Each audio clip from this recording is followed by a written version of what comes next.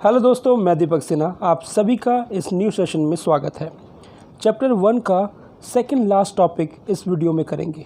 मैंने इस टॉपिक के ओनली 2 क्वेश्चंस बनाए हैं जो इस टॉपिक को पूरी तरह कवर करते हैं। पहले हम बात करेंगे CIS के बारे में, फिर क्वेश्चन नंबर 27 CIS का अर्थ बताते हुए इसकी व्याख्या करें। इस क्वेश्चन में MCQ आपका बहुत ज़्यादा कवर होगा, ठीक है। फिर हम करेंगे क्वेश्चन नंबर 28 CIS के क्या उद्देश्य हैं। ये दोनों क्वेश्चन मोस्ट इम्पॉर्टेंट है, अच्छे से प्लीज़ इसको याद जरूर करना है आपको। और जो मेरे साथ जुड़ा हुआ है उसे ये तो मालूम हो ही गया होगा कि मैं आपके नोट्स पे वीडियो बना रहा हूँ कि एग्ज़ामिनर आपके आंसर में से 1 मार्क्स भी कट ना करे। जो न्यू दोस्त वीडियो देख रहा हो प्लीज़ वो सब्सक्राइब करें और इस चैप्टर के पीछे के क्वेश्चंस के लिए प्लेलिस्ट या डिस्क्रिप्शन में जाए। तो चलिए स्टार्ट करते हैं CIS के बारे में जानते हुए, फिर हम ये 2 क्वेश्चंस करेंगे। ऊपर आप लोग सिलेबस देख रहे होंगे फर्स्ट चैप्टर का, और आज हम कर रहे हैं टॉपिक CIS का। पीछे के सारे टॉपिक्स मैं करवा चुका हूँ, प्लेलिस्ट में आकर आप लोग वीडियोज़ देख सकते हैं। टॉपिक हमारा CIS, स्वतंत्र राष्ट्र का राष्ट्रमंडल। CIS के परिचय से स्टार्ट करते हैं। पहला पॉइंट कह रहा है, मिखाइल गोर्बाचेव के बाद बोरिस येल्त्सिन ने सत्ता संभाली। USSR की सत्ता मिखाइल गोर्बाचेव के बाद बोरिस येल्त्सिन ने संभाली। नेक्स्ट पॉइंट, और उन्होंने दिसंबर 1991 में ये घोषणा कर दी कि अब सोवियत संघ नहीं रहा। नेक्स्ट पॉइंट, अब Russia, Ukraine, Belarus Russian Republic से अलग हो रहे हैं। नेक्स्ट पॉइंट, इस घोषणा के बाद ये 15 गणराज्य अलग होकर एक स्वतंत्र राष्ट्र बन गए। यानी कि 1991 से पहले ये 15 गणराज्य USSR के सदस्य थे, लेकिन 1991 के बाद ये 15 गणराज्य एक अलग अलग कंट्री के रूप में बदल गए और अब अपना शासन इंडिविजुअल तरीके से चलाएंगे। एक नज़र हम इन 15 गणराज्यों पर डालते हैं कि ये कौन कौन से थे। रशियन रिपब्लिक, रूसी गणराज्य के जो देश थे वो थे रशिया, यूक्रेन और बेलारूस। बाल्कन रिपब्लिक्स, बाल्कन गणराज्य के देश थे Romania, Bulgaria, Albania, Yugoslavia. Baltic states जो थे, बाल्टिक राज्य के देश, नोट देख लेना, इन्हें हम बाल्टिक गणराज्य इसलिए कहते हैं क्योंकि ये बाल्टिक सागर के पास स्थित है। MCQ के लिए मोस्ट इम्पॉर्टेंट है, याद रखना। ये जो थे एस्थोनिया, लथाविया, लिथुआनिया। सेंट्रल एशिया यानी कि मध्य एशिया के जो देश थे, कजाकिस्तान, तजाकिस्तान, तुर्कमेनिस्तान, उज्बेकिस्तान और किर्गिस्तान, ये 15 गणराज्य यानी कि 15 देश USSR के सदस्य थे। लेकिन 1991 के बाद ये USSR के सदस्य नहीं रहे। अब यहाँ से बनना स्टार्ट हुआ CIS, यानी कि यहाँ से शुरुआत हुई CIS की। आगे बढ़ते हैं। ये थे हमारे USSR के 15 गणराज्य जो दिसंबर 1991 में बोरिस येल्त्सिन की घोषणा के बाद ये अपने आप में एक स्वतंत्र देश बन गए। अब ये देश स्वतंत्र रूप से अपने देश का संचालन कर सकते थे। आगे चलकर उन्होंने सोचा कि हम अलग तो हो गए हैं, लेकिन हमें अपनी दोस्ती नहीं छोड़नी चाहिए। तब जाकर इन देशों ने आपसी सहमति से CIS का निर्माण किया और सोवियत संघ के विघटन के बाद रूस को उसका उत्तराधिकारी बनाया गया, लेकिन यूक्रेन उसे उत्तराधिकारी नहीं मानता। याद रखना, ये भी MCQ के लिए मोस्ट इम्पॉर्टेंट है कि USSR का उत्तराधिकारी रूस, इसको उत्तराधिकारी कौन नहीं मानता, तो कौन, यूक्रेन नहीं मानता। तो आशा करता हूँ आप लोग समझ गए होंगे कि 1991 से पहले 15 गणराज्यों का USSR था, लेकिन 1991 के बाद बोरिस येल्त्सिन की घोषणा के बाद ये सारे के सारे देश एक इंडिविजुअल देश बन गए और आपसी सहमति से इन लोगों ने CIS का निर्माण किया। अब जो हमारा क्वेश्चन है, क्वेश्चन नंबर 28, वो CIS के अर्थ के बारे में है और उसकी व्याख्या है। इसमें पूरा MCQ क्लियर होगा आपका। इस क्वेश्चन को प्लीज़ अच्छे से करना, भले ही आप क्वेश्चन नंबर 29 को थोड़ा लाइटली ले लो, लेकिन क्वेश्चन नंबर 28 आप बहुत ही अच्छे तरीके से याद जरूर कर लेना, ठीक है। चलिए स्टार्ट करते हैं। क्वेश्चन नंबर 28, CIS का अर्थ बताते हुए इसकी व्याख्या करें। आंसर ध्यान दीजिएगा। CIS का गठन सोवियत संघ के विघटन के बाद हुआ, जैसा कि हमने पीछे पढ़ा। CIS को रूसी राष्ट्रमंडल भी कहा जाता है, याद रखना, CIS को रूसी राष्ट्रमंडल भी कहा जाता है। रूस, यूक्रेन और बेलारूस इसके संस्थापक थे, याद रखना, रूस, यूक्रेन और बेलारूस इसके संस्थापक थे। 15 गणराज्यों में से 12 देशों ने CIS का साथ दिया, यानी CIS के रूप में गठित हुए। 15 गणराज्यों में से 12 देशों ने CIS का साथ दिया, बाकी 3 ने नहीं। आगे, और बाकी जो 3 बाल्टिक गणराज्य थे वह CIS में शामिल नहीं हुए।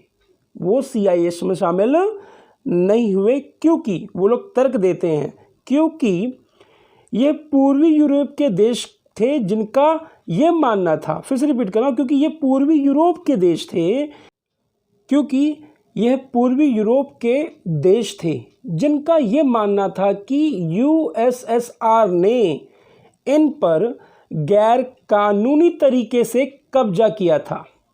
यह USSR के सदस्य नहीं थे, ये पूर्वी यूरोप के सदस्य थे, इसलिए इन्होंने यूरोपीय संघ की सदस्यता यानी कि मेंबरशिप ली और CIS में शामिल नहीं हुए। इन जो बाल्टिक गणराज्य 3 जो थे, जो ऊपर मैंने आप लोगों को करवाया, इनका ये मानना था कि हम कभी भी सोवियत संघ के सदस्य थे ही नहीं, सोवियत संघ के हम सदस्य थे ही नहीं, सोवियत संघ ने तो हम पर जबरदस्ती कब्जा किया हुआ था, इसलिए ये लोग CIS में शामिल नहीं हुए। आगे बढ़ते हैं। कह रहा है इस समय CIS में 9 सदस्य राज्य और 1 एसोसिएट राज्य यानी कि तुर्कमेनिस्तान तथा 2 पर्यवेक्षक राज्य अफगानिस्तान और मंगोलिया शामिल हैं, ठीक है। आप लोगों को मालूम चल गया होगा CIS के बारे में, अर्थ में मैंने बहुत कुछ कंप्लीट किया हुआ है। अब आ जाइए संस्थापक सदस्य।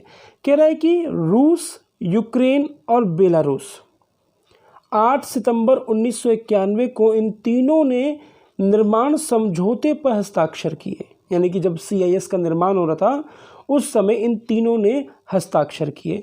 निर्माण समझौते के अनुसार नए संगठन में सभी पूर्व सोवियत संघ के गणराज्यों को आमंत्रित किया गया, यानी कि USSR में जो भी सदस्य थे पहले के, उन सभी को आमंत्रित किया गया कि आप लोग CIS में शामिल हो। हेडक्वार्टर बेलारूस के मिन्स्क शहर को इसका हेडक्वार्टर बनाया गया है, MCQ के लिए इंपॉर्टेंट है। नेक्स्ट, CIS की औपचारिक घोषणा, याद रखना, CIS की औपचारिक घोषणा 21 दिसंबर 1991 को 3 संस्थापक देश, जो अब मैंने आप लोगों को बताया, रूस, यूक्रेन और बेलारूस, तो 3 संस्थापक देश और 8 नए सदस्य देशों ने CIS के प्रोटोकॉल पर हस्ताक्षर किए, यानी कि नियम और कानून के दस्तावेजों पर हस्ताक्षर किए, और ये औपचारिक रूप से अस्तित्व में आया। और 2 साल बाद 1993 में जॉर्जिया CIS में शामिल हुआ। अब ऊपर की गिनती देख लो जरा सा कि 3 संस्थापक देश 3 और 8 नए सदस्य 11, और 2 साल के बाद जॉर्जिया इसके अंदर शामिल हो गया, तो कितने हो गए सदस्य? 12। 8, 3, 11 और 1 12। आगे कह रहा है CIS का चार्टर। CIS का चार्टर ध्यान समझना, कह रहा है कि जो सदस्य देश चार्टर को स्वीकार करते हैं उन्हें पूर्ण सदस्य का दर्जा दिया जाएगा। चार्टर रूल रेगुलेशंस नियम के ऊपर जो स्वीकार करते हैं जो देश, उनके ऊपर उन्हें पूर्ण सदस्य का दर्जा दिया जाएगा। आगे बढ़ते हैं।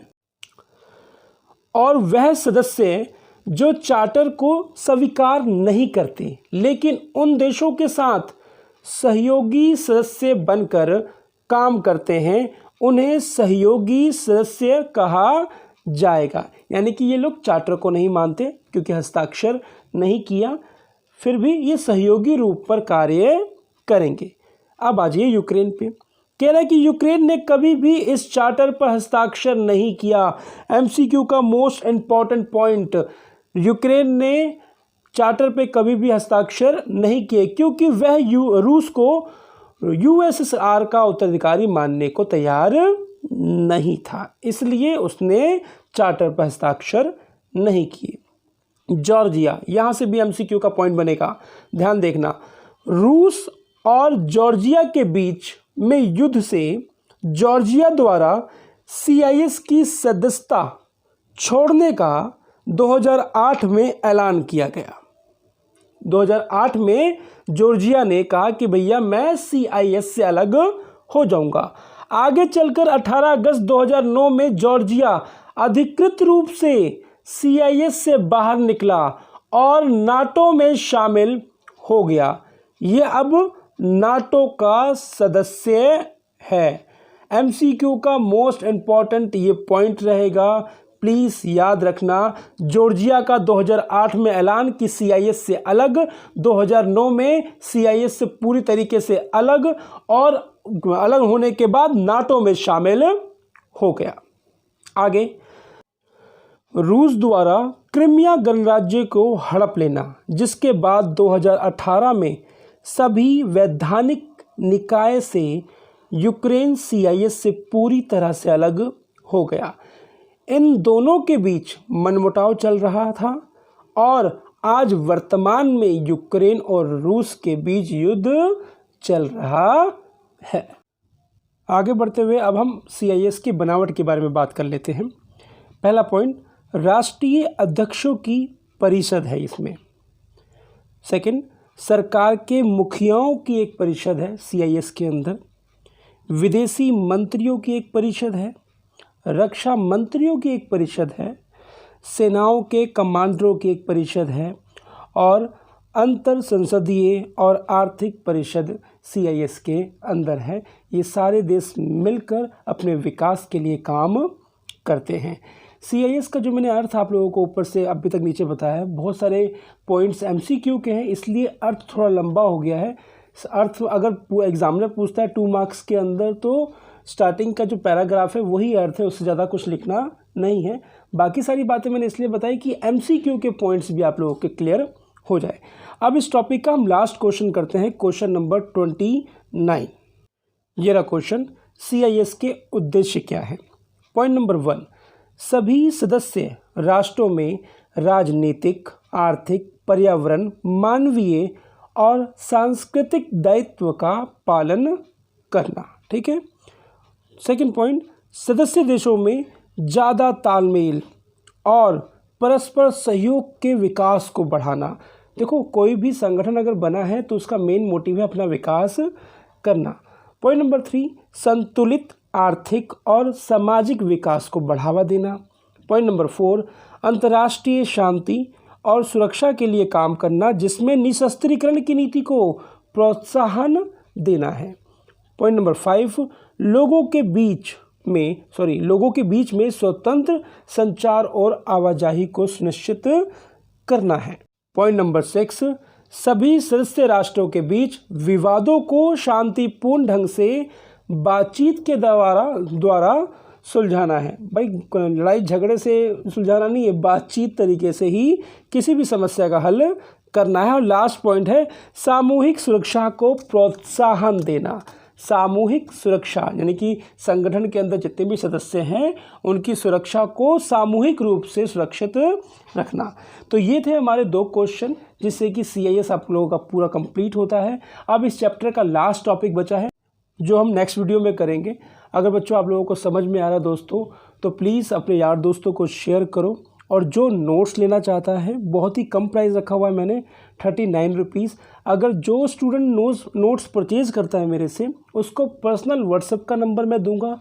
वो व्हाट्सएप के ऊपर अपने डाउट पर्सनली मुझसे पूछ सकता है।